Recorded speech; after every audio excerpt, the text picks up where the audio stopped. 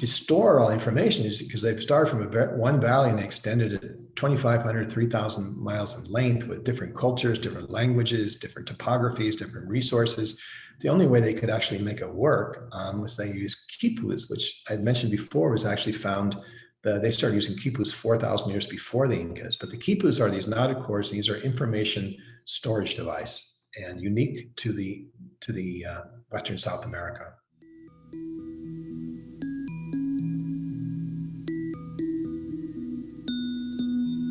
And they have not deciphered how they were actually used, but the early Spaniards said they could store all kinds of information, stories, all kinds of information, histories, that kind of thing. But what they have deciphered is the numeric fashion, how they stored numbers. And this is an example. They had this first line here is the hundreds, just like we have their decimals. This section here is tens. This section here is ones. So in this particular thread, whatever represented at the time, there's a single knot in the hundred section that meant 100. There's 3 knots in the tens section that meant 30. And there's a double knot in the 1 section, that's 2. And you add them up, 132, and get your number.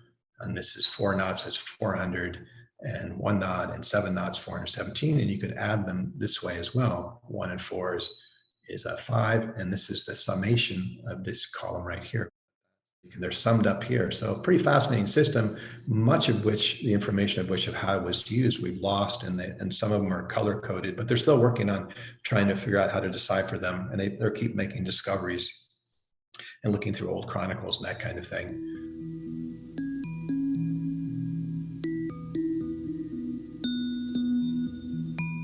And the people that could read them were called Quipu Camayux, which are the keepers of the quipus. And this is an illustration of one of them. Here's a big quipu cord. So they would send these people around the provinces and they would collect all the information and take it back, and that's how it was all tabulated.